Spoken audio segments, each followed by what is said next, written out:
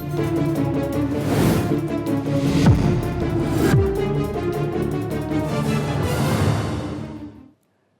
Evening, बहुत स्वागत। Bharat express देख रहे हैं आप, आपके साथ मैं हूं रोहित पोखरियाल, लेकर हाजिर हूं 5 की पड़ताल। वंदे मातरम पर हो रही बहस संसद से बाहर भी अब तेज हो गई है।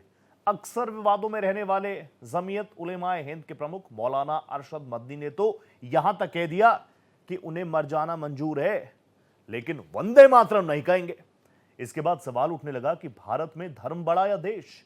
आखिर भारत माता की वंदना करने में आपत्ति किसे और क्यों? इसी मुद्दे पर करेंगे चर्चा।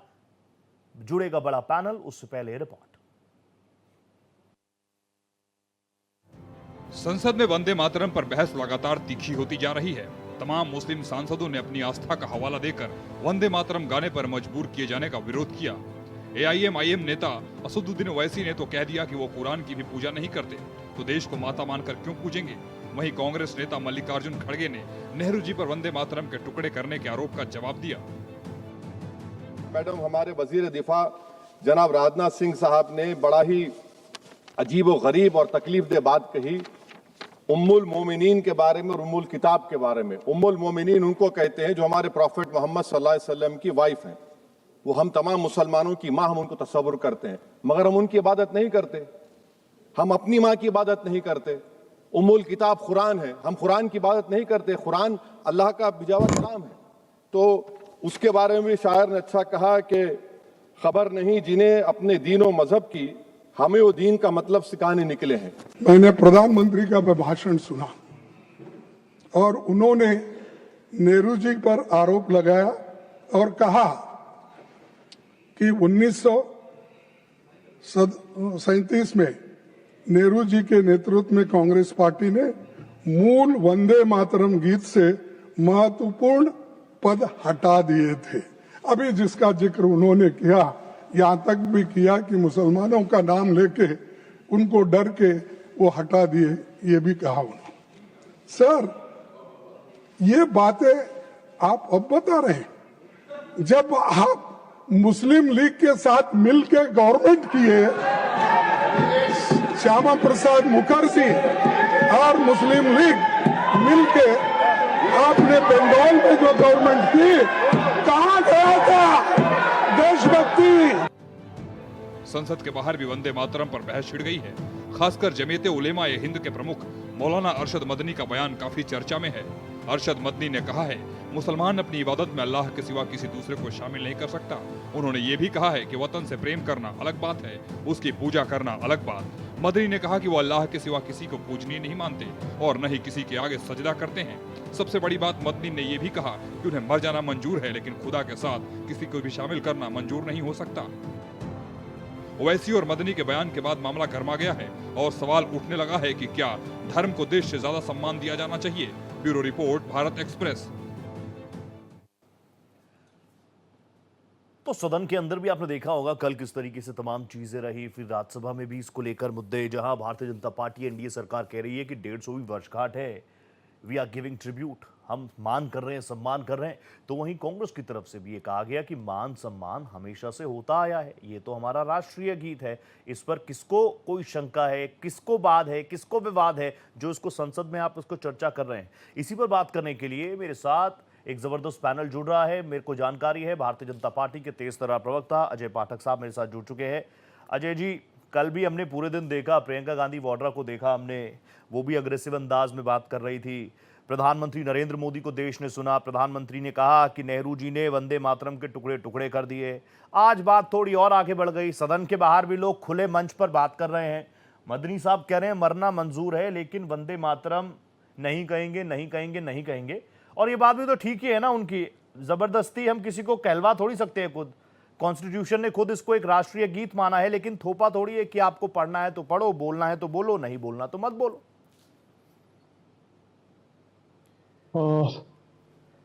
रोहित जी नमस्कार, आपको नमस्ते और आपके पैनलिस्टों को, आपके व्यूअर्स को नमस्कार है मेरा। देखिए रोहित जी, ये एक सोच है। इसी तरह की सोच ने इस देश का बंटवारा करवाया था। वो सोच आज भी हमारे देश में विराजमान है। भाई, वंदे मातरम कोई थोपने की चीज तो है नहीं, ठीक है। जबरदस्ती तो कोई चीज थोपी नहीं जा रही है। वंदे मातरम ये हमारे राष्ट्र की वंदना है, और राष्ट्र की वंदना करने में किसी को क्या तकलीफ होनी चाहिए, क्यों होनी चाहिए, किस लिए होनी चाहिए? आप अगर इस देश को अपना मानते हैं, जी। इस देश ये देश आपको सब कुछ देता है, इस देश से आप सब कुछ पाते हैं, तो इस देश की वंदना करने में, इस देश का गुणगान करने में किन लोगों को तकलीफ है? तकलीफ पहले इन लोगों को भी नहीं थी। तकलीफ की नींव जो है ये बड़ी गहरी है, इसके अंदर बड़ा गहरा साजिश है। अच्छा। जिसको कल प्रधानमंत्री जी ने बताया कि कांग्रेस की स्थिति क्या से क्या हो गई, और कांग्रेस कहां से चल के कहां तक पहुंच गई है। जी। ये सब कुछ कांग्रेस ने अपने वोट बैंक को साधने के लिए किया। कांग्रेस को जब जिन्ना ने ये बताया, जिन्ना ने जब ये कहा, इसका मामला उठाया वंदे मातरम का, तो जिन्ना की बातों पे नेहरू पूरी तरह से सरेंडर कर गए। और उन्होंने जो गीत बंकिम चंद्र चटर्जी साहब ने इस देश के लिए लिखा था, जो लोग इस गीत को गाते गाते अजय, ये सारी बातें तो चली रही है, मैं तो ये पूछ रहा हूं, आप पर यही आरोप लगाते हैं ना वो, कि आप लोग जो है विशेष वर्ग की राजनीति करते हैं, आप पोलराइजेशन करते हैं वोट की, देश में माहौल ठीक नहीं है। मदनी साहब ने अभी हाल फिलहाल में कुछ दिन पहले ही अभी दिल्ली में ब्लास्ट हुए, अल फलाह यूनिवर्सिटी की बात हुई, तो वहां पर क्योंकि इन्वेस्टिगेशन चल रही है, तो मदनी साहब कहते हैं कि इस देश में कोई मुसलमान एक यूनिवर्सिटी का वाइस चांसलर तक नहीं बन सकता, ऐसा माहौल बनाया, और वो डायरेक्टली इनडायरेक्टली आपकी तरफ ही इशारा कर रहे हैं। इस तरह की बातें जब मदनी साहब कर रहे हैं, तो ये समाज को बांटने का काम नहीं है। देखिए, मदनी साहब की तो सोच ही उसी तरह की है, जो जिन्ना की सोच थी वही आज मदनी साहब की सोच है। हाँ। यही जिन्ना सोचता था, यही मदनी साहब सोच रहे हैं। तो अजय साहब, ये आपको सूट कर रहा है क्या? मैं ये कह रहा हूं, अगर देखिए हर चीज लिखी नहीं जा सकती। अब असदुद्दीन ओवैसी कह रहे हैं हम तो अपनी माँ की पूजा भी नहीं करते, हम तो उसकी भी वंदना नहीं करते, हम सिर्फ अल्लाह की इबादत करते हैं, उन्हीं के आगे झुकते हैं। उनको कैसे टैकल करेंगे? असदुद्दीन ओवैसी कह रहे हैं कुछ, मदनी साहब कुछ कह रहे हैं, आप अग्रेसिव अंदाज में अटैक जरूर कर रहे हैं। एक वर्ग बड़ा खुश हो रहा होगा कि अजय जी देखिए किस तरीके से धो रहे हैं, लेकिन क्या बस इतना ही? इसके आगे क्या करना है? नहीं, ये किसी को नीचा दिखाने, किसी को ऊंचा दिखाने, या किसी को धोने का ये वंदे मातरम गीत है नहीं। ये गीत राष्ट्र के प्रति समर्पित है, और राष्ट्र के एक एक व्यक्ति को इस पे सोचना चाहिए, इसको गाना चाहिए। ये आजादी की लड़ाई का सबसे अहम पड़ाव है ये गीत। ये आजादी की लड़ाई का सबसे अहम चीज है, तो उसको हम क्यों छोड़ देंगे? आखिर 150 साल बाद हम उसको याद कर रहे हैं, तो एज टीज क्यों नहीं याद कर सकते? क्यों उसमें से चीजों को आधा अधूरा निकाला गया, क्यों निकाल दिया गया, क्यों आखिर उस पर इस तरह की काट छांट की गई? तो ये काट छांट जिस दिन की गई 1937 में, उसी दिन इस देश के बंटवारे की नींव नेहरू ने रख दिया था। हाँ। और नेहरू जी मुसलमानों के आगे सरेंडर कर गए थे। अगर नहीं किए, उसके करने के बाद देश का बंटवारा नहीं हुआ क्या? हाँ। या यहाँ से जो लोग इस बात को कह रहे थे, वो लोग सब लोग उस तरफ चले गए क्या? अजयदा, आपकी बात, अजयदा मैं आपको देखता हूँ, पढ़ता हूँ आपके बारे में, आपकी चीजें देखता हूँ सोशल मीडिया पर। If I am not wrong, आप मुंबई महाराष्ट्र से ही ताल्लुक रखते हैं ना? जी। तो अजयदा, अब तो आप लोगों ने तो शुरुआत कर दी। मैंने तो देखा कि सत्र शुरू हुआ महाराष्ट्र में तो पूरा वंदे मातरम गाया। मतलब आपके मन में बहुत सारी चीजें हैं, विजन आप लोगों का क्लियर है, बड़ा है। बिल्कुल 100% क्लियर है। हाँ। हम भैया इस देश की लड़ाई में, वो चाहे वंदे मातरम रहा हो, राष्ट्रगीत, या तो फिर जितने हमारे शहीद रहे हो, हम एक परिवार के लोग नहीं है, एक परिवार की चौखट पे इस आजादी को नहीं रख सकते।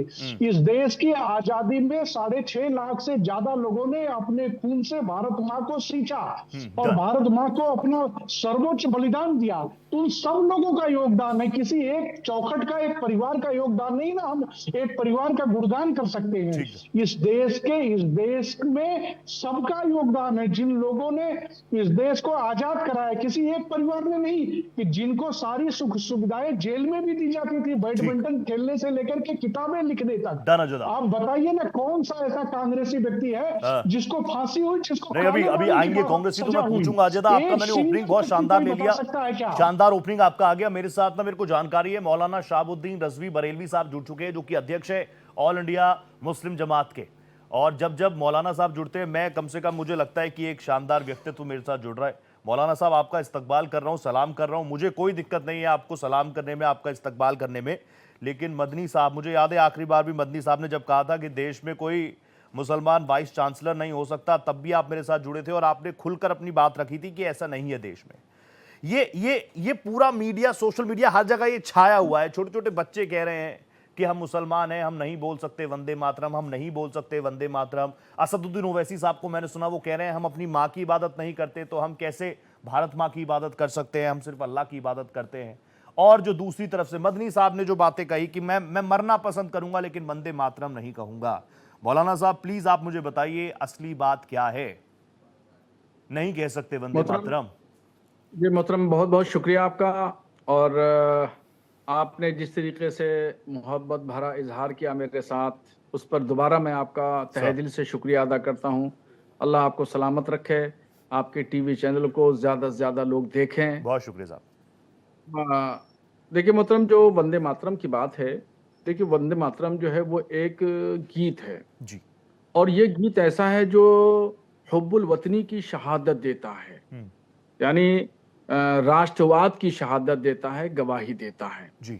और कुछ अल्फाज ऐसे होते हैं, कुछ गीत ऐसे होते हैं, जब कोई आंदोलन चलता है तो उसमें जोश भरने के लिए होते हैं। ठीक है। जब ये आज़ादी जब चल रही थी, आज़ादी की लड़ाई लड़ी जा रही थी और तन के गोरों को, मन के कालों को सात समंदर भेजने का काम हिंदू और मुसलमान मिल करके कर रहे थे और हिंदू और मुसलमान शाने से शाना मिला करके, कंधे से कंधा मिला करके जंग लड़ रहे थे, एक तरीके से अंग्रेजों के खिलाफ जिहाद कर रहे थे।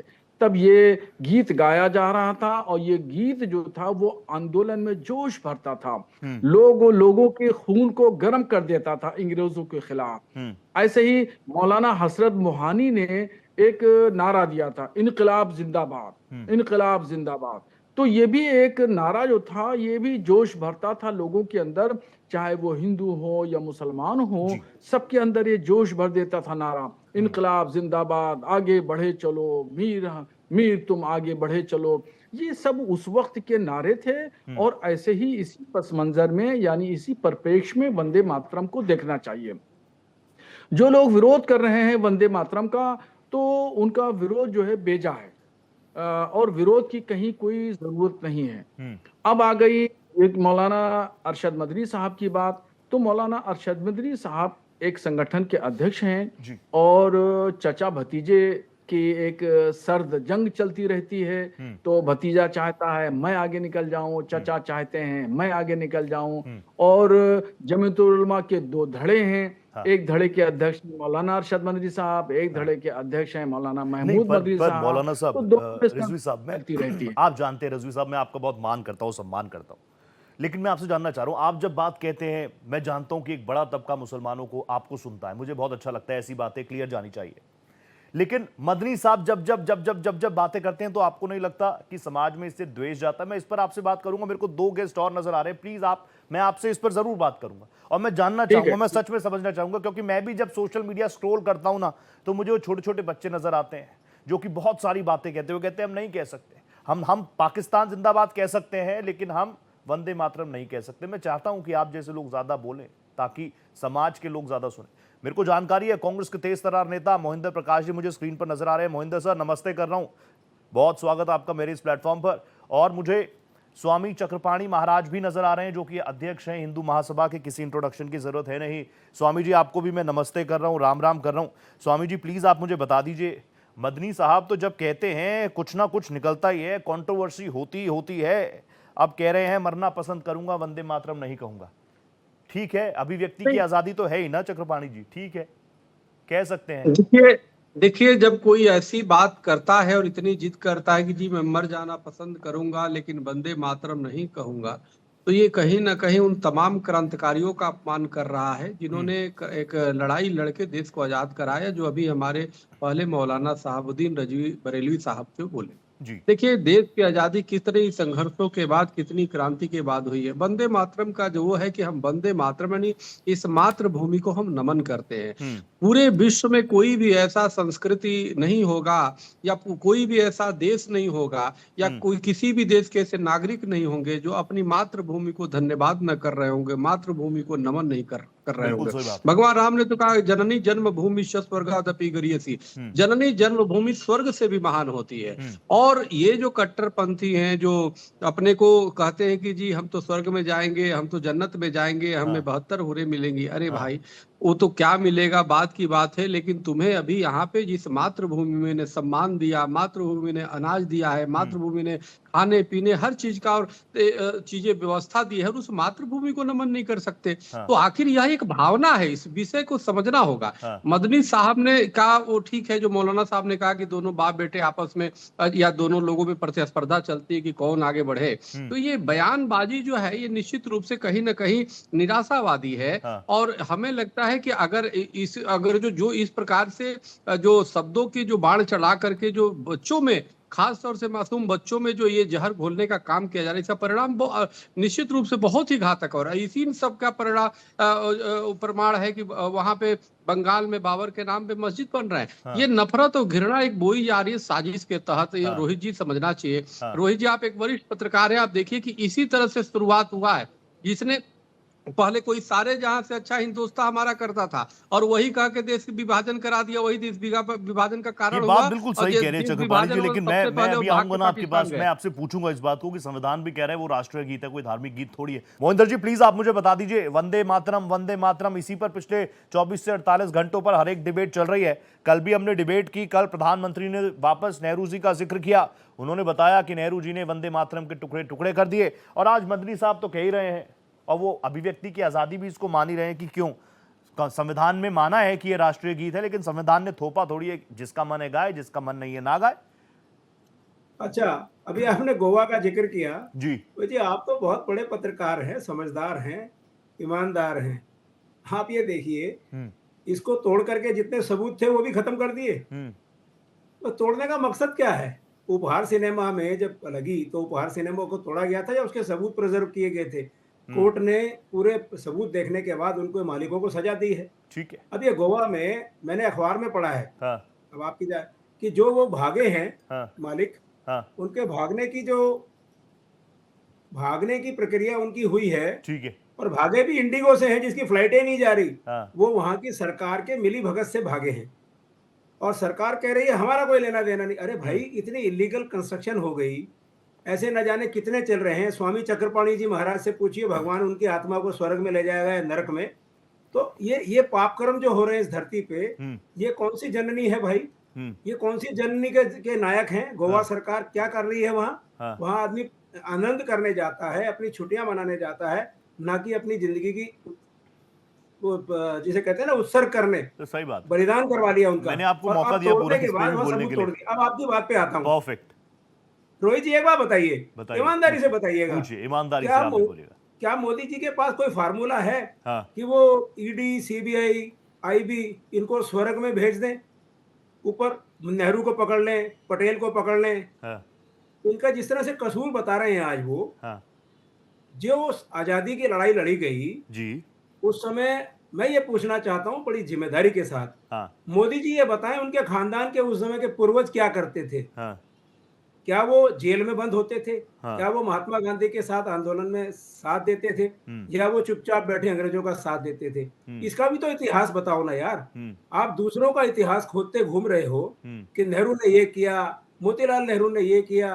अरे भाई, मैं ये पूछना चाहता हूँ, आपके खानदान वाले जो पूर्वज हैं, मैं पूरी श्रद्धा के साथ, पूरे मान सम्मान के साथ उनके प्रति कहता हूँ कि वो लोग उस समय क्या कर रहे थे? अगर वो बलिदान दे रहे थे तो उनको सामने लाइए, हम भी जरा उनका नाम लें, उनकी फोटो लगाएं। और अगर वो कुछ और कर रहे थे तो उसके हिसाब से वो तो बताते ही हैं मोहिंदर जी, वो कहते हैं गोलवलकर जी ये कर रहे थे, हेगड़ेवार जी ये कर रहे थे, वीर सावरकर जी ये कर रहे थे। अब मैं बार बार रिपीट थोड़ी करूंगा वो बात। नहीं नहीं, मैं ये आपसे रोहित जी पूछ रहा हूँ, हाँ। जो आ पास रहा हूँ हो अजय जी, गया वो तुरंत आ हो रहा हूँ। गया। हाँ। देखिए उस समय हाँ कि जो सर्कमस्टांसेस अवेलेबल थे, हाँ और पार्लियामेंट भी कहती है, कोर्ट भी कहती है, जो आदमी मौजूद नहीं है, जवाब नहीं दे सकता, हाँ उसके बारे में पार्लियामेंट को आप नहीं बोलना चाहिए। हाँ। आज मनीष तिवारी ने कहा पार्लियामेंट में कि आप ये पता लगाइए कि जो पुरानी हमारी पार्लियामेंट में होती थी बहस, हाँ उनका स्तर और आज का स्तर कहाँ पहुंच गया। हाँ। अब आप, मैं फिर आपसे सवाल पूछता हूँ, वंदे वंदे भारत मातरम, मातरम। आप करते हैं, वंदे मातरम का जो, नहीं मैं वंदे भारत ट्रेन के बारे में बोल रहा हूँ, हाँ जो बता दी। आपने उसी पे चलाई, और आपको सबको पता है हाँ इलेक्शन बंगाल का है, हाँ वहां पर भाई उसको ममता को कोसो ना। हाँ पिछली बार आपने दीदी ओ दीदी ओ दीदी कहाँ से सीख के आए थे भगवान जाने। हाँ शायद इनके पूर्वजों ने कुछ अंग्रेजों के साथ ऐसी बात करते होंगे, दादा ओ दादा ओ दादा ओ दादा। बंकम दा को आप इन्होंने दादा बना दिया, वहां बाबू बहुत अच्छी तरह कहा जाता था। हाँ हाँ ये इतिहास नहीं देखा हाँ। कि उस जमाने में बाबू शब्द जो है वो दादा से ज्यादा प्रचलित नहीं, था मैं तो कह और रहा हूँ, आप सम्मानीय बिल्कुल था। सही कह रहे हैं मोहिंदर जी। अब देखिए बात आ गई आपकी हाँ कि आज मोदी जी मतलब क्या चाहते क्या थे। हाँ कल पार्लियामेंट में बहस हुई, हाँ। आप ये बताइए मकसद क्या था। क्या मकसद वो क्या था? किसी वो कह रहे सवाल हैं का हम ट्रिब्यूट जवाब दे रहे दिया? हैं, 150वीं किसी सवाल वर्षगांठ का मना जवाब रहे हैं दिया? वंदे मातरम की। क्या रोहित जी क्या अचीव किया? हाँ टेल मी। हाँ आप अपने पूर्वजों की बुराई करके हाँ। आपको क्या मिलता है? क्या मिलता है? वर्ड ये चक्रपाणी साहब बता देंगे कि भाई ये पूछ अपना लेते फ्यूचर हैं। सुरक्षित लेकिन कर रहे हैं लेकिन क्या? मैं ये कह रहा हूँ, कांग्रेस को वंदे मातरम से प्रॉब्लम नहीं है ना। मैं तो कह रहा हूँ नहीं है, आप भी खुल के बोल दीजिए ना। अरे वो कह रहे हैं कि वंदे आपने मातरम, कमतर आका है। आप सदन ये में बात बोला सुनिए। सारी चीजें रिकॉर्ड होंगी आज से 10 साल बाद, 15 साल बाद, 20 साल बाद। उन लाइब्रेरी में जब कोई प्रधानमंत्री मोदी को सुनेगा, कोई जेनजी सुनेगा, वो क्या सोचेगा कांग्रेस के बारे में? नहीं, कांग्रेस के बारे में कोई नहीं सोचेगा। कांग्रेस के बारे क्यों? में सोचने वाले लोग प्रबुद्ध नागरिक हैं। हाँ वो कांग्रेस पार्टी को जानते हैं। हाँ। आज जिस किस्म का हालात चल रहे हैं, इलेक्शन के बारे में आज डन बहस चल रही है। डन। ये बताइए इलेक्शन है क्या? हाँ ये मौखरी बनी हुई है। हाँ बार बार जब जब 50% ना सही 40% हाँ अपोजिशन ये कह रहा है कि हाँ। ईवीएम को हटाइए, बैलेट पेपर पे इलेक्शन कराइए, हाँ आपको क्या एतराज है? हाँ। इलेक्शन ऑफिस को इलेक्शन ही कराने हैं ना। ठीक है ठीक है आपको अजय क्या जी, एतराज है? 2-4 दिन ज्यादा लग जाएंगे। आपने सारे क्या टॉपिक्स पे एतराज बात है रख ली आपको? मोहिंदर जी अपनी ओपनिंग में। एक बार जवाब लेना पड़ेगा मुझे अजय जी से, फिर तुरंत आ रहा हूं। और आपने भी बोला ना कि कांग्रेस के लिए प्रबुद्ध जन है जो कांग्रेस को सपोर्ट कर रहे हैं, तो उनको जो चुन रहे हैं वो कह रहे हैं इतने सारे वोट आ रहे हैं। अभी लेटेस्ट बिहार देखिए, 243 में 203 सीटें दे दी। तो जिन लोगों ने उनको वोट किया वो प्रबुद्ध नहीं है, वो बेवकूफ है क्या? बिल्कुल बिल्कुल। अरे सर आप ऐसा ये मत बोलिए बताइए, मोहिंदर जी, कोई डाकू भी इलेक्शन जीत जाता है, ऐसे मत तो बोलिए वो क्या मोहिंदर डाकू जी। नहीं रहेगा? अजय जी प्लीज प्लीज, अजय जी, उनका आरोप यही है वंदे मातरम की जरूरत क्या थी, सदन में आपने इस पर क्या बहस करके हासिल कर लिया, बाहर और बहस छोड़ दी। मदनी साहब जैसे लोगों को आपने एक और मौका दे दिया। अजय जी रोहित जी मुझे मौका दीजिएगा। Please. इनको आपने 4 मिनट अनइंटरप्ट बोलने दिया है। मैंने मुझे आपको भी मौका 6-7 मिनट अनइंटरप्टेड दिए। बोलिए बोलिए। देखिए, सबसे पहली चीज है कि ये बोल रहे हैं वंदे मातरम पे चर्चा क्यों हो रही है। क्यों हो रही इनकी है? मानसिकता देखिए, हाँ इनकी मानसिकता देखिए कि वंदे मातरम पे चर्चा क्यों हो रही है। यही मानसिकता है। जिन्ना और मुन्ना, ये दोनों की मानसिकता एक ही है। अच्छा। जो जिन्ना की मानसिकता थी वही मुन्ना की है। हाँ। और उनके मुन्नों की जो टीवी पे आते हैं, मुन्ना जो टीवी पे आते हैं, उनकी भी मानसिकता यही है कि वंदे इनको मातरम पे पाकिस्तान क्यों चर्चा भेजो हो रही है। रोहित जी, फिर बीच में इन्हें बोले, पाकिस्तान भेजो। फिर पाकिस्तान, ये बीच में वहीं के बोले, मुसलमान हैं ये। फिर बीच में रोहित इनके जी, इनके मैं जहन से इनके बीच में मुसलमानियत नहीं नहीं बोल रहा जाती। था। हर टाइम मुन्ना ये मुन्ना मुन्ना मुन्ना, मुसलमान जिन्ना मुसलमान के मुसलमान। मुन्ना के अरे मुन्नों के बहस बीच वंदे में मैं मातरम नहीं पे हो बोल रही रहा है, तुम था। सारा मुन्ना कहाँ से ले आए रोहित बीच में जी, यार? जी जी जी। जिन्ना के मुन्नों अरे के चुप बीच में मैं नहीं बोला हूँ। पहले चुप। अजय मुन्ना पाठक के क्या बोल रहा मुन्नों है? को बोलिए चुप यहाँ रहने के वंदे लिए। मातरम पे बात हो रही है, आप वहाँ मुन्ना ले आए, पाकिस्तान ले आए। अरे तुम्हें नेहरू का पता भी अरे है? तो नेहरू की फिलोसफी तो पढ़ो पहले। जिन्ना डोंट नो का एनीथिंग मुन्ना अबाउट भी तो नेहरू। वंदे मातरम का ही विरोध कर महात्मा रहा गांधी को है। पढ़ो। कुछ जिन्ना नहीं को आता भी तुम्हें। वंदे मातरम से तकलीफ थी, और अरे ये जिन्ना बताओ, के मोदी मुन्ना को भी वंदे मोदी के मातरम से पूर्वज क्या तकलीफ कर है। रहे थे? रोहित जी पूछो जिन्ना इनसे, के मोदी मुन्ना जी के को भी पूर्वज का तकलीफ है इतिहास वंदे बताएं। मातरम से। रोहित जी मुझे बोलने का मौका दीजिए। अजय जी प्लीज, मोदी अजय जी जी बोलिए, के आप बोलिए। पूर्वजों आप का दोनों मित्र इतिहास हैं रोहित जी इसलिए मैं को नहीं आ रहा बोलिए, बीच में। बीच में बोलिए। की बोले। लड़ाई लड़ी जा रही थी, इनके बीच तो में मैं मोदी नहीं जी के बोला था। पूर्वज मोहिंदर क्या जी कर एक रहे बार थे? सुनते हैं, मोहिंदर जी एक बार सुनते हैं, फिर आप रिएक्ट कीजिएगा। बोलिए बोलिए अजय जी प्लीज रोहित जी, एक प्लीज। सवाल का जवाब दूसरी पूछ चीज। लीजिए। हाँ मोदी जी के रोहित पूर्वज जी, क्या कर दूसरी रहे थे? चीज। डन अरे डन सुनिए, डन, आ गया, सवाल आ गया। जिन्ना के मोहिंदर जी मुन्नों सवाल आ मोदी गया। जी के अजय जी पूर्वजों प्लीज। का इतिहास तो बताओ अरे यार। सुनो, जिन्ना के मुन्नों सुनने मोदी की जी के आदत पूर्वज डालो। क्या कर रहे थे? दादा ये परदादा देश लखन जिन्ना के दादा मुन्नों वो को क्या समझ कर रहे गया थे है। आजादी की लड़ाई में? ये देश जिन्ना के मुन्नों को समझ गया है कि जिन्ना के सोच वाले उनके मुन्ना आज भी अपनी जेब में रखो। रोहित जी, टीवी पे आते हैं। मोदी जी सुनो के जिन्ना पूर्वज का के इतिहास बताएं मुझे। आज बता यहाँ रहा चैनल हूँ, पर, आपके बता चैनल रहा हूँ। पर सुनिए मोदी जी सुनिए के सुनिए पूर्वज मोहिंदर जी बता रहे हैं, बोलिए बोलिए अजय भाई। लड़ाई में नेहरू जी के टाइम पे क्या कर रोहित रहे जी थे? सुनिए, इनको पहले चुप कराइए। हाँ रोहित प्लीज जी इनको चुप कराइए। मोहिंदर जी प्लीज, सुनते हैं ना, सुनते हैं, बोलिए बोलिए रोहित जी इनसे पूछो ना पहले यार। हाँ मैंने पूछ लिया ना, पूछ लिया, आपकी आवाज आ गई। पूर्वज एक थे सवाल का जवाब पूछ लीजिए, राहुल, मोदी रोहित जी के जी, पूर्वज नेहरू जी के हमारे टाइम जो पे क्या कर फिर रहे थे जब वो बीच जेल में जा रहे थे? ये लगातार कैसे बोलते जाएंगे? ये लगातार अरे कैसे इतिहास बता दो रहे? ना भाई, तुम्हारा गौरव अरे इतिहास है, बताइए। इतिहास में तुम्हारा इतिहास बताता हूँ, सुनो हाँ, ना सुनिए, इतिहास। बोलिए। अंग्रेजों के सुनने की पिट्ठू, क्षमता रखो, अंग्रेजों के चम्मच, सुनने की अंग्रेजों के क्षमता रखो। जासूस। रोहित जी नेहरू इनको जब चुप जेल में कराइए। था, मोहिंदर नेहरू जी जी जब सुनिए जेल ना, जाते थे, मोहिंदर जी मैं कहना मैं क्या वैसा करते नहीं हूं कि किसी को ऑडियो डाउन करना पड़े, लेकिन प्लीज आप बहुत रेस्पेक्टेड हैं, अजय साहब बहुत देखिए, रेस्पेक्टेड है, मैं नहीं चाहता ऐसी कुछ चीजें हो। प्लीज सुनिए ना, रोहित फिर जी आप से बोलिएगा, सवाल मैं आपको पूछो पता ना है आपको यार। दबा के मौका दे देखिए, रहा हूं, सवाल का जवाब चाहिए। मैं आपको दबा के मौका दूंगा, जो लोग पूरा मौका जो मिलेगा। अजय जी को लोग सुनिए। जो जवाब लोग चाहिए। आजादी नेहरू की जी के लड़ाई टाइम में पे, आजादी थे, की जो लड़ाई लोग में आजादी की इनके लड़ाई पूर्वज लड़ क्या रहे कर रहे थे, थे? उनको काला पानी की सजा हो रही थी। वो लोग जेलों में चक्कियां पीस रहे थे, वो जेलों में मर रहे अरे थे। अंग्रेजों के लेकिन जो जासूस थे, अंग्रेजों के दलाल थे, अंग्रेजों के जासूस, वो वहां बैडमिंटन खेलते थे, वो अंग्रेजों के वहां के जासूस थे। कितने तुम निकले वंदे थे मातरम क्या गाओगे वहां। यार, कायर लोग। वहां पे ब्रिटिश सरकार, पटेल को ले जिसने जाते हो, कांग्रेस दूसरों बनाई को ले है जाते हो। ब्रिटिश ने, अरे तुम्हारे पास इतिहास ही नहीं है जिस तुम्हारा। जिस ब्रिटिश ने कांग्रेस बनाई, उस कोई कांग्रेस इतिहास के नहीं है तुम्हारा। झंडे से ये लोग शरणागत बताओ ना। थे, यही इनका अरे रोहित इतिहास जी है। से पूछो, और मोदी वंदे जी के पूर्वज मातरम क्या कर मोहिंदर रहे जी थे? प्लीज प्लीज, इन्होंने मैं जान रहा हूं वंदे आपको नॉन स्टॉप मातरम बोल रहे हैं, को प्लीज ये इनके पास वंदे जवाब आ नहीं रहा है। हूं, आ रहा हूं, ये इतिहास ही नहीं समझ है आ इनका। रहा लिए कि हूं। आप वंदे उनको करेक्ट कर रहे हैं कि मातरम वंदे इस मातरम देश का डिबेट है, नाम आपने है, पूरा गोवा से इस लेके देश वंदे के भारत से लेके सब स्वाभिमान कुछ से लिया जुड़ा है, हुआ है। मैंने नहीं टोका बीच में, इसलिए एक बार सुन तो जिन्ना लेने को दें। भी तकलीफ थी और जिन्ना के मुन्नों को भी तकलीफ है। हाँ। इसलिए जिन्ना को भी नाना तकलीफ लगता तो है अजय जी मैं यही तो पूछ रहा था आपसे, अजय जी मैं यही तो पूछ रहा हूं आपसे कि करेंगे क्या आप? देश में बंटवारा किए शूट कर रहा है और आपको ये, यही जिन्ना तो आरोप है को आपके जिन्ना ऊपर, आज पोलराइजेशन हो रहा है। चाहते हैं। अजय जी आजादी की मैं ये लड़ाई में पूछ रहा कोई हूं, आपने जो इतिहास बातें नहीं करी है। वो तो आप ये बोलते ही किराए आए, पे हम पटेल सबने को सुनी दे है। देते हैं, मैं कह रहा हूं इससे किराए पे आगे क्या सावरकर करने को वाले दे देते हैं। आप लोग तो पूरे राष्ट्रवादी लोग हैं ना, देश को, वंदे पूरे मातरम देश बोलने में के किसी को पूरे- दिक्कत नहीं होनी चाहिए, मैं भी मानता हूं, लेकिन जो रोहित जी कह रहा है कि बताइए, मुझे रोहित जी, दिक्कत है, मेरे मैं सवाल मरना का पसंद जवाब करूंगा, दें। बोलूंगा नहीं, ये क्या नेहरू करने को वाले हैं 50 आप गाली आगे? दे, नेहरू हाँ, को वही 50 सुनिए गाली तो दे, लगातार बोलेंगे लेकिन तो फिर कैसे ये सुनेगा? बताएं ये इनके लगातार पूर्वज बोलते क्या जाए। कर रहे थे? मोहिंदर मोदी जी जी के बताया तो खानदान उन्होंने, का इतिहास बताइए। मोहिंदर जी आप मानेंगे नहीं, सुनेंगे नहीं, आपको आप मानेंगे नहीं तो क्या होगा फिर? को वो बोलिए बता तो शांत रहे रहने हैं, के लिए।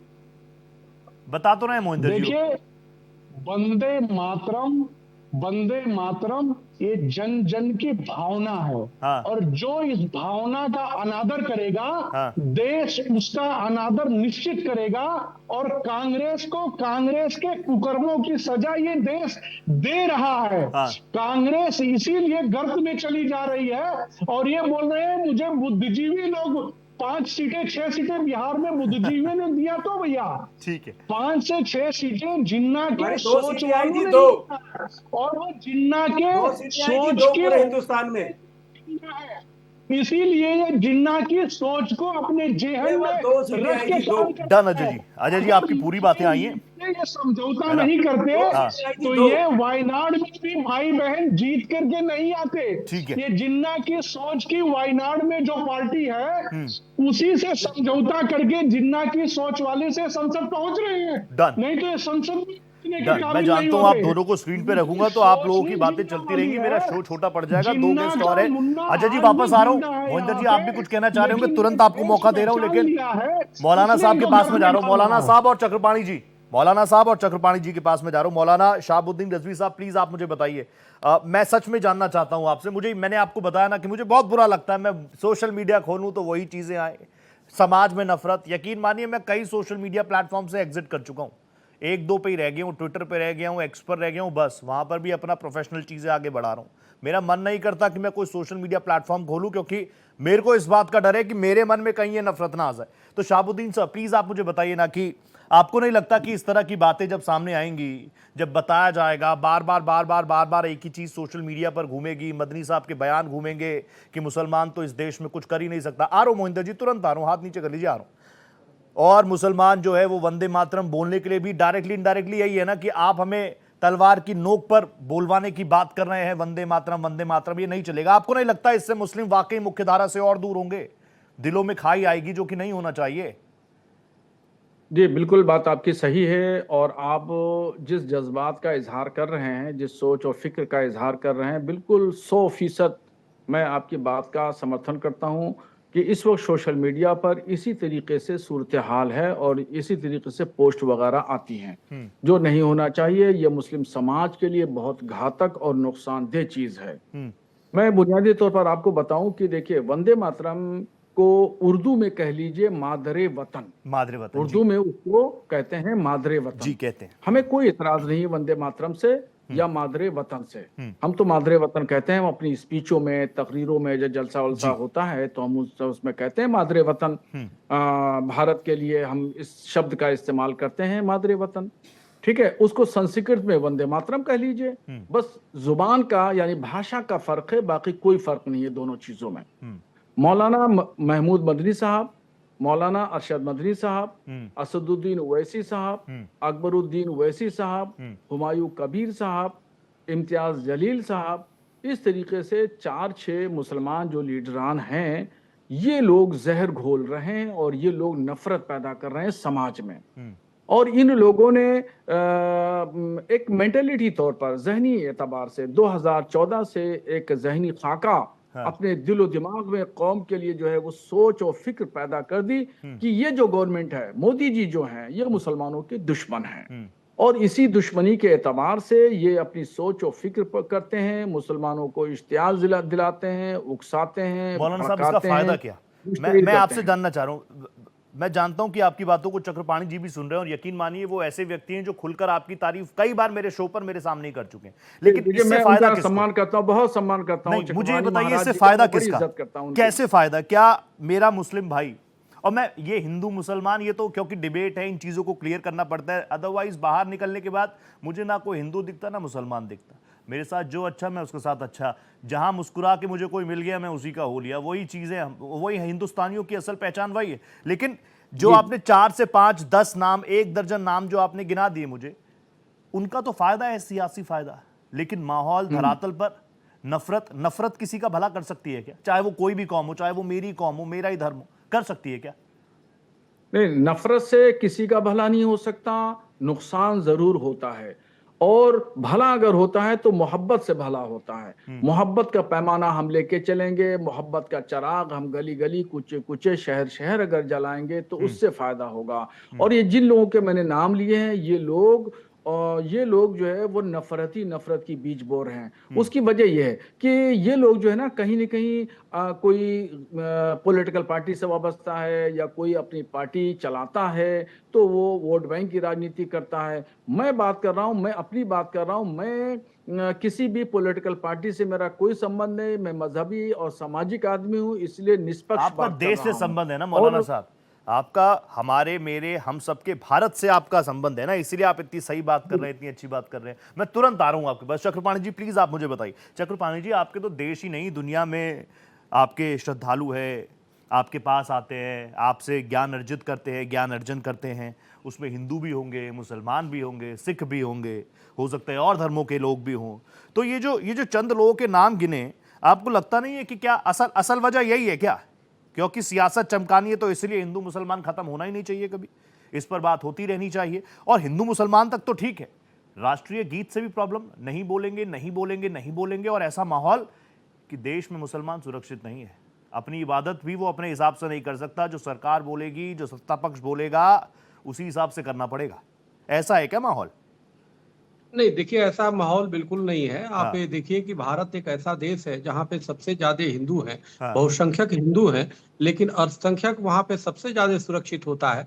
और आप देख लीजिए, कहीं भी अगर हिंदुओं का अगर 100 घर है और 99 घर है और एक घर अगर मुस्लिम भाई का है या क्रिश्चियन का है तो सबसे ज्यादा सुरक्षित महसूस करता है। सवाल इस बात का है कि कुछ लोग जरूर उसको जो है हवा देने का काम करते हैं और उसका हवा देने में कुछ कट्टरपंथी उसमें शामिल होते हैं, जो अपने जानबूझ जानबूझ करके एक एजेंडा तय करके उनको थोपे जाते हैं। और मेरा तो ये मानना है कि ऐसे लोगों का कहीं ना कहीं इंटरनेशनल स्तर पे उनका जुड़ाव होता है। ऐसे लोग जो देश में शांति नहीं चाहते, जो चाहते हैं कि देश में अशांति की भावना हो, उसी एजेंडे के तहत यहाँ पे बयानबाजी करते हैं और देश में अशांति नहीं, पैदा पर करने का चक्रपाणी जी प्रयास करते सोच हैं। कौन सी है? दूसरी मुझे बात, प्लीज बताइए ना कि हम वंदे मातरम नहीं बोलेंगे, बीच में एक रूल आया कि थिएटर में पहले जनगण मन चलेगा, उस पर हम खड़े नहीं होंगे, ये कैसी जिद है भाई? नहीं, ये तो यही तो बात है। देखिए, अभी मौलाना साहब ने एक बात कही कि मादरे वतन और वंदे मातरम एक ही है। एक ही नहीं है। मादरे वतन का मतलब है मेरी मातृभूमि है, वंदे मातरम का मतलब कि हम इस मातृभूमि को नमन कर रहे करते हैं। तो सवाल इस बात को हमें समझना होगा कि हम नमन क्यों नहीं करें, और अगर जो कोई जबरदस्ती बुलवाने का वो कर रहा है तो ये आवश्यकता पड़ ही क्यों रहा है? हमें तो उसको, अब हमें कोई कहे कि अपनी माँ का सम्मान करो, अरे भाई हम नहीं कर रहे तभी तो कह रहा है। हमें माँ बाप का सम्मान करना चाहिए, और अपने माता पिता का जब हम सम्मान करते हैं तो दूसरे के भी माता पिता का सम्मान करते हैं। अब देखिए, मोहिंदर सिंह प्रकाश जी बैठे हुए हैं। मोहिंदर जी कांग्रेस के वरिष्ठ नेता, इन्होंने बहुत अच्छी बातें कही कि जो जवाब देने वाला इतिहास पुरुष नहीं है उसकी चर्चा क्यों की जाती है, उस पर टिप्पणी क्यों की जाती है जब जवाब देने के लिए नहीं है। लेकिन ये बातें माननीय राहुल गांधी जी को क्यों नहीं समझ में आता है? वो बार बार वीर विनायक दामोदर सावरकर को लेकर के टिप्पणी करने लगते हैं, कभी कुछ भी सावरकर जी के बोलने लगते हैं, जिन्होंने पूरे परिवार देश के लिए न्यौछावर कर दिया, उन पे टिप्पणी करते। तो मेरे कहने का मतलब, हमें तो लगता है कि मोहिंदर सिंह जैसे लोगों को कांग्रेस का अध्यक्ष होना चाहिए, राष्ट्रीय अध्यक्ष होना चाहिए, इतने सुलझे हुए आशीर्वाद दे बात कर दिया रहे आचार्य जी हैं। ने। लेकिन हमें लगता है कि कहीं ना कहीं हमें अपनी जो बोलते हैं बयान लोग देने वाले लोग हैं जो जहर उगलते हैं, एक एजेंडा के तहत देते हैं, और उसका उद्देश्य होता है राजनीतिक कैसे हमारी लाभ हो, कैसे हम वोट का ध्रुवीकरण करें, कैसे हम मुसलमानों को, कट्टरपंथियों को एकजुट कर लें। धीरे धीरे करके वो इस सपने में होते हैं कि जैसे जिन्ना ने वो करके एक माहौल बना करके देश का विभाजन करा दिया, उसी प्रकार से यहाँ भी एक ऐसी माहौल बना करके हम संसद में पहले अधिकार जमाएंगे और उसके बाद इसको गजवा हिंद बनाएंगे, पूरी उसके बाद देश विभाजन की बात करेंगे, अनेक विषय है। तो ये कहीं ना कहीं हमें लगता है कि देश विरोधी जो हमारे देश के विरोधी जो देश है, पाकिस्तान है और देश है, कहीं ना कहीं उनकी भी संलिप्तता इन लोगों के पीछे होती है। इस सवाल को लेकर मैं जाऊं फिर अजय पाठक जी के पास कि आपकी सरकार क्या कर रही है? अगर इंटरनेशनल फंडिंग हो रही है, हवाला ट्रांजैक्शन हो रहा है, इस तरह की दूसरे देश में बैठे इस तरह की गतिविधियां हमारे देश में कुछ होने के लिए होगी, तो बात तो फिर पूछी जाएगी। लेकिन मोहिंदर जी प्लीज, आपके ऊपर बार बार यही आरोप, आप कह रहे हैं कि उनके पूर्वज ने क्या किया, वो कह रहे हैं कि आपके पूर्वजों ने क्या किया, सदन के अंदर से लेके सदन के बाहर तक बस यही सब चल रहा है और ऐसे ही चलेगा क्या? रोहित जी यार कमाल करते हो बॉस। आप जब किसी के साथ व्यवहार करते हो वैसा ही व्यवहार आप अपने साथ उम्मीद करिए ना, फिर चिल्लाइए मत। मैं बड़ा खुश होता अगर मोदी जी या कोई बीजेपी के नेता जो पार्लियामेंट में इतना बोल रहे थे, वो अगर ये भी बता देते साथ साथ कि नेहरू जी ने जो काम किए वो, और साथ साथ उनके पूर्वजों ने उस समय क्या काम किए। अगर कोई आज ये ढूंढने निकले और ये खबर करे तो जेल हो जाएगी उसे कि साहब मोदी जी के पूर्वज उस समय क्या कर रहे थे। अब ये बात कर रहे हैं दूसरी, खैर मैं इस पे नहीं जाता, मैं इस बात पे नहीं जाता क्योंकि इनका इतिहास अगर इतना गौरवशाली होता तो अब तक छप गया होता। वो गौरवशाली नहीं है, इसलिए बताने में इनको शर्म आती है। हमें अपना इतिहास बताने में कोई शर्म नहीं आती, क्योंकि हमारे नेहरू जी जेल में गए, शास्त्री जी जेल में गए, जितने नेता थे कांग्रेस के सारे जेल में गए, और जो भी डिसीजन लिया गया, अगर चाहते नेहरू जी तो वंदे मातरम को हटा ही ना देते। ये दो पंक्तियां रखने की भी क्या आवश्यकता थी? देखिए उस वक्त जैसे हालात थे रोहित जी, उन्होंने फैसला लिया।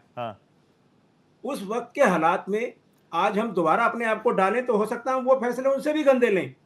और आज जो हम फैसले ले रहे हैं वो आज के हालात देख के ले रहे हैं। आने वाला टाइम हो सकता है हमें भी अक्यूज करे कि भाई ये इन्होंने क्या डिसीजन लिए थे। तो ये आप प्रेजेंट में रहिए ना। आज देश को आवश्यकता जिन चीजों की रहने का देते मोहिंदर जी, आप देखो you are my one of my favourite faces, इसलिए मैं आपसे खुलकर बात कर सकता हूं। मुझे पता है कि कांग्रेस क्या बोले अलग बात है, मैं मोहिंदर जी से खुल के बात कर सकता हूं। आप भी तो उनके सारे फैसलों के पीछे पड़े रहते हैं, वो भी तो ये बात कह सकते हैं कि भाई हमने आज की परिस्थितियां देखकर फैसले लिए, whether it's GST, whether it's नोटबंदी, और भी लंबी फेहरिस्त है उनके पास। देखिए आज जो रोहित जी, आज के संदर्भ में जो अपोजिशन पार्टी है वो अपोजिशन कर रही है, वो उनका राइट है। मैं कभी भी आप ये सोचें कि मैं अपने पूर्वजों में जाऊं, आप औरंगजेब का क्या बिगाड़ लेंगे? आज गाली दे दीजिए जितनी गाली देनी है। क्या बिगाड़ लेंगे औरंगजेब को गाली देके। हाँ, मैंने सवाल एक दफा पूछा था, चक्रपाणी जी से पूछ लीजिएगा अभी। हाँ, सुन रहे हैं 200 चक्रपाणी जी। साल अंग्रेज रहे भाई, हाँ, उन अंग्रेजों के टाइम में हाँ, मंदिर का मसला क्यों नहीं उठाया? तब तो हिंदू यहाँ थे ना देश में, हाँ, और बाबरी मस्जिद भी थी, और हाँ। राम मंदिर को तोड़ के बनी थी। हाँ, तब कोई हिंदू अंग्रेजों से तो पास तो नहीं गया। हाँ, अब मैं इन बातों में नहीं पढ़ना चाहता। आज की बात यह है कि देश को जरूरत है, आज बहुत बड़ी जरूरत है। हाँ, हम 140 करोड़ कभी भी नहीं थे। हाँ, नेहरू के टाइम में भी हम 32 करोड़ थे, लेकिन जनसंख्या तब भी बहुत ही भयावह थी। ठीक है। आज हम जिस भयावह स्थिति में हैं, हाँ, रोहित जी आप मेरी बात को समझिए। हम्म, मैं आपसे दो बड़ी अच्छी अच्छी बातें कहना चाहता हूं, क्योंकि समय ज्यादा नहीं है। हाँ, कहिए। देश में एक इंश्योरेंस सेक्टर के अंदर, हाँ, आप यकीन कीजिए 20-21% हमने इंश्योरेंस सेक्टर को अभी तक एक्सप्लॉइट किया है। हिंदुस्तान के हर किसान, हर नागरिक का एक हेल्थ का इंश्योरेंस होना बहुत जरूरी है। दा मुझे आज पता है आप आपकी देखिए, इकोनॉमिक्स बहुत शानदार है, मुझे पता है मोहिंदर दा। मैं आप रोहित एमएसएमईज जी और इन सब के एक्सपर्ट एक हैं, एक लाइन गुरु बोल हैं रहा हूँ, आप। लेकिन एक एक आज लाइन का बोल रहा हूँ। टॉपिक नहीं है ना। नहीं, मैं टॉपिक पे आ रहा हूँ। हाँ, देखिए, वंदे मातरम को जिस रूप में स्वीकार किया गया, हाँ, जिस तरह से स्वीकार किया गया, वो हाँ, नेहरू का विजन पढ़ना पड़ेगा। हाँ, अब नेहरू का विजन और सरदार पटेल का विजन अलग अलग नहीं थे। हाँ, जितने भी वो नेता थे, राजेंद्र प्रसाद हो, जितना कैबिनेट हो, हाँ। उनका विजन ये था कि जब हिंदुस्तान को हम एक वंदे मातरम को धर्मनिरपेक्ष, कमतर आका, वंदे मातरम को कमतर आका, वंदे मातरम को एक कमतर मिनट, एक आका, मिनट, आरोप ये है आप पर। मैं ये नहीं कह रहा कि एक नेहरू मिनट, जी ने क्या किया, मैं ये कह रहा एक हूं आप मिनट सर, एक्सपोज कर रोहित जी, दीजिए। आप एक मिनट, बताइए कि हम तो वंदे मातरम से प्यार करते हैं।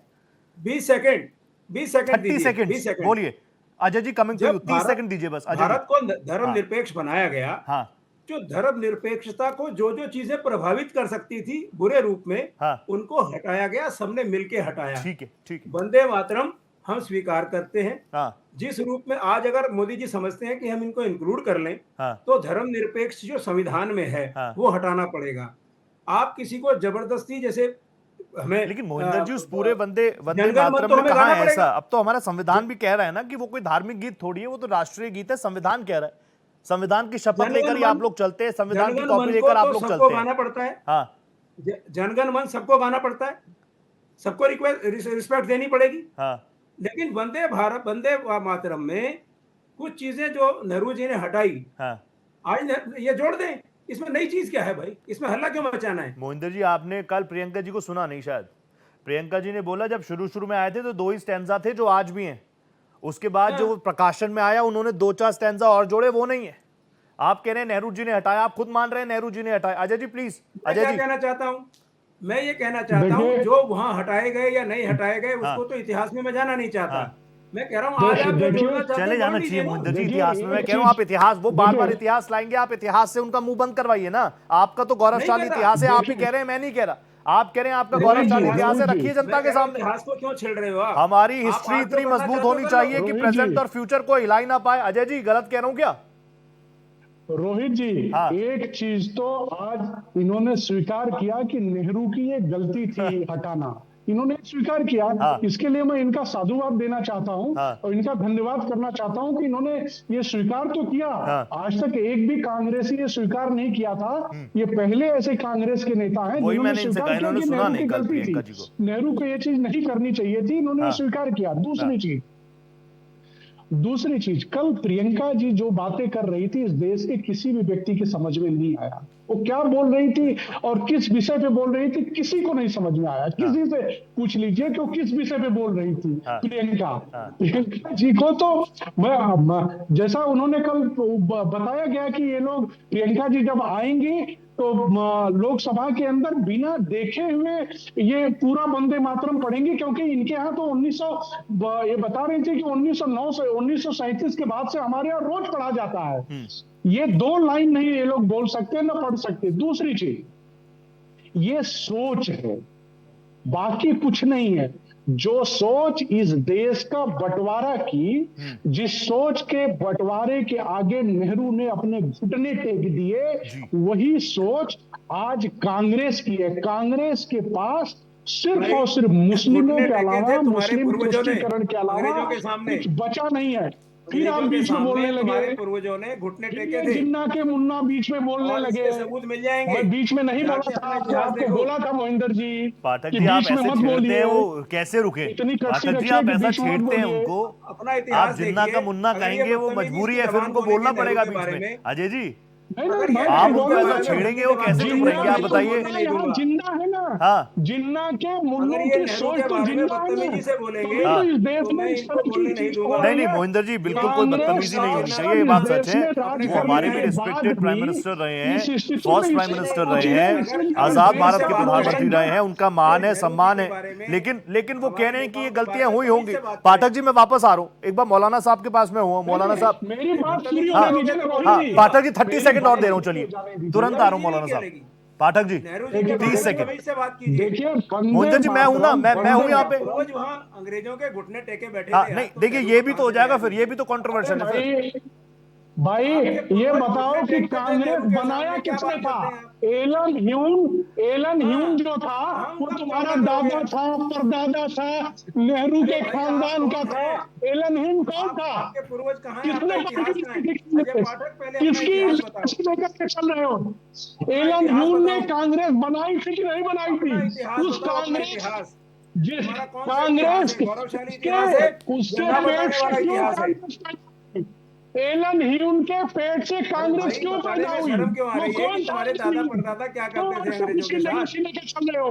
अंग्रेजों के दलाल, अंग्रेजों की अरे गुलामी प्लीज करने पाठक वाले साहब, नेहरू पाठक खानदान साहब के ये मान लिया लोग, हाँ इन्होंने। रोहित जी मान लिया सोचो। इन्होंने। हाँ तुम्हें ये नहीं मालूम है कि ये मान एलन लिया ह्यूम ने इन्होंने बनाई थी कि कांग्रेस? अंग्रेजों के दलाल थे इनके पूर्वज ठीक है, अंग्रेज और ठीक ये है, उनके पूर्वजों पर उनके नहीं जाना एजेंट चाहिए, थे। ठीक ये है। मान भाई बहुत अंग्रेजों बढ़िया। के हाँ दलाल मान लिया नेहरू इसमें थे, आज जो अजय पाठक जी ने मान लिया कि इनके जिसमें पूर्वज अंग्रेज अंग्रेजों के दलाल, झंडे हाँ चले अंग्रेजों के पिट्ठू, अब शपथ अंग्रेजों ली के थी चमचे थे। और एलिजाबेथ की और शपथ नेहरू जी लेने जेल वाले में जाते थे, बैठ ये के उनकी यहाँ खबरें भाषण दे पहुंचाते रहे थे। हैं। हाँ इतने एलिजाबेथ आंदोलनकारी थे ठीक उनकी है। ये खबरें अजय पहुंचाते पाठक जी, थे। मोहिंदर जी तुरंत आ रहा हूं, मुझे प्लीज 2 मिनट एलिजाबेथ दीजिए। साइड के नीचे मैं एक बार बैठ मौलाना के साहब के पास शपथ जाऊंगा, 2 लेने मिनट दीजिए वाले प्लीज। यहाँ मैं आप भाषण दोनों को देंगे। वापस मौका दूंगा, वापस प्लेटफॉर्म अंग्रेजों दूंगा। के मौलाना दलाल साहब प्लीज नेहरू प्लीज थे। प्लीज, मोहिंदर जी मैं आ रहा हूं। अजय पाठक जी आपको ही मौका दे रहा हूं, अब मौलाना साहब रहेंगे मेरे साथ। मौलाना साहब प्लीज, अब जैसा अब आप मेरे साथ इतना बैठे हैं, आप समझ ही गए होंगे कि मैं क्या हूं। मेरा नाम रोहित पोखरियाल है, देवभूमि उत्तराखंड से ताल्लुक रखता हूं, भारतीय हूं। ये तो बस मैं अपना इंट्रोडक्शन दे रहा हूं कि मेरे पूर्वज थे उत्तराखंड से, मेरे माता पिता वहां से रहे, फिर हम लोग दिल्ली एनसीआर आ गए, यहीं पे स्कूलिंग पढ़ाई हुई। क्लास में जितने हिंदू उतने ही मुस्लिम, मेरे बेस्ट फ्रेंड, बहुत अच्छे दोस्त वो भी मुस्लिम। और मैं हर एक चीज़ को देखता हूँ। मेरा प्रोफेशन भी है कि मुझे देखना भी है, सुनना भी है, समझना भी है। मैं अगर सीसगंज गुरुद्वारा जा रहा हूँ, मैं मंदिर जा रहा हूँ, तो मैं जामा मस्जिद भी जाता हूँ, अलग अलग जगहों पर जाता हूँ। मुझे बहुत पसंद है अपना काम, बहुत खूबसूरत मेरा मुल्क है, बहुत खूबसूरत मेरा देश है। मैं ये भी देखता हूँ कि एक 5 वक्त का नमाजी कितना स्ट्रिक्ट होता है अपने रूल्स को लेकर। मैं शायद इतनी बार अपने देश की इस धरा को सर पर नहीं लगाता हूँगा जितनी बार आप लोग लगाते होंगे कि एक दिन में 5 बार तो आप लगा ही रहे हैं, फिर भी इस तरह की बातें निकल कर आना। और मैं चाहता हूं कि आप साफ कर दें मौलाना साहब। बड़ी बड़ी डिबेट्स में देखता हूं लोग आपसे जानबूझकर ऐसे सवाल पूछते हैं कि आपके लिए पहले क्या आएगा, पहले देश है कि पहले इस्लाम है, पहले देश है कि पहले इस्लाम है। आज आप बिल्कुल दूध का दूध पानी का पानी कर दीजिए। देखिए मोहतरम, ये बात आपकी सही है कि हम 5 वक्त की नमाज पढ़ते हैं और 5 वक्त की नमाज में हम अपनी माथे की पेशानी जमीन पर लगाते हैं। उसको अरबी में कहा जाता है सजदा। यानी हम सजदा करते हैं जी, खुदा की इबादत करते हैं। और कुरान में है, अल्लाह तबारक व तआला फरमाता है कि हमने तुम्हें मिट्टी से पैदा किया और एक वो दिन आएगा कि मिट्टी में ही दफन कर दिए जाओगे जी। यानी इस सरजमीन की, इस जमीन की, मिट्टी की इतनी ताकत और क़ुव्वत है कि हम इस पर 5 वक्त की नमाज पढ़ते हैं और मिट्टी से ही पैदा किए गए। और फिर एक मुद्दत में जब अल्लाह चाहेगा तो आदमी मर जाता है, कब्र खोद दी जाती है और उसमें मिट्टी डाल करके दफना दिया जाता है। ये इस मिट्टी की तासीर है। और आपके साथ तो मैं बारहा रहा हूँ और आपके नज़रिए और आपकी फिक्र को मैं समझता हूँ। आप माशाल्लाह एकदम बिल्कुल वाज़ेह दिमाग के आदमी हैं और बुलंद सोच रखते हैं। और जिस तरीके से और दूसरे चैनलों में लोग उटपटा सवाल करते हैं, बिला वजह के ऐसे सवाल जिसकी कोई ज़रूरत नहीं है, कोई हाजत नहीं है, उससे कोई फ़ायदा नहीं है, उस तरह की सवाल करते हैं। टकराव भी कराना चाहते हैं, मगर आपकी पॉलिसी इस तरह नहीं रहती है, इसलिए हम आपको पसंद करते हैं जी। जब भी टाइम आपके यहाँ से मांगा जाता है, मैं खाली होता हूँ, मैं तुरंत टाइम दे देता हूँ। बहुत बहुत शुक्रिया आपका। तो और देखिए हिंदुस्तान, बस मैं क्या नाम 30 सेकंड में लूंगा। मैंने भारत का एक एक हिस्सा मैंने सफर किया है। और अंडर कंट्री और फॉरेन कंट्री मैंने बहुत सफर किया है, यानी इधर यूरोपियन कंट्रीज में, अफ्रीकी कंट्रीज में, खुद अमेरिका में और इधर अरब ममालिक में बहुत मैं आया गया हूँ जी। मगर जो खूबसूरती, जो हुस्न और जमाल और जो खुशहाली और तरक्की और जो यानी खूबसूरती और हुस्न और जमाल हमारे हिंदुस्तान में है वो कहीं नहीं पाया जाता। वो कहीं नहीं, वो जो खूबसूरती कहीं है ही अमन और नहीं। सुकून, मैं एक मिनट जी। यानी जो अमन और सुकून भारत में है कहीं दूसरे देश में नहीं है। नहीं। मैं अफ्रीका में था, डरबन में, तो हमसे कहा गया कि मौलाना साहब जो है 6 बजे के बाद मत निकलिएगा। मैंने क्यों? बोले वो काले जो है वो हमला कर देते हैं, लूट लेते हैं। बताइए। ठीक है, मैं 2007 में कराची गया था, तो बोले 8 बजे के बाद आप बाहर मत निकलिएगा। मैंने क्यों? बोले मुहाजिर और यहाँ सिंधी बहुत आपस में मारकाट करते हैं, कर लेते हैं। ठीक है, ऐसे ही नाइजीरिया में, सूडान में, कहीं भी आप चले जाइए, वो तो है ही नहीं, आपको भारत कहीं जैसी भी बात तो सुकून कहीं है नहीं। मिलेगा। इसीलिए तो मैं कह रहा हूँ कि इसीलिए मैं आपको खुलकर भी बोलने के लिए, क्योंकि आप भले ही कुछ कह रहे हैं, कुछ चीजें नहीं कह रहे हैं, लेकिन आपके शब्द बहुत शानदार है और हर एक मुसलमान उस चीज को देखता भी है, सुनता भी है, समझता भी है। और मैं तो बस यही कहूंगा, अजय जी आप आए बहुत अच्छा लगा, मोहिंदर जी आप आते बहुत अच्छा लगता है, मौलाना साहब आप जुड़ते हैं बहुत अच्छा लगता है। होल एंड सोल आज के इस प्रोग्राम का यही है कि वंदे मातरम, वंदे मातरम, वंदे मातरम, ये कोई धार्मिक गीत नहीं है, राष्ट्रीय गीत है और इसी को लेकर सोच सबकी एक होनी चाहिए। आज 5 की पड़ताल में फिलहाल इतना ही। बहुत बहुत धन्यवाद, आप सभी लोग मेरे साथ जुड़े।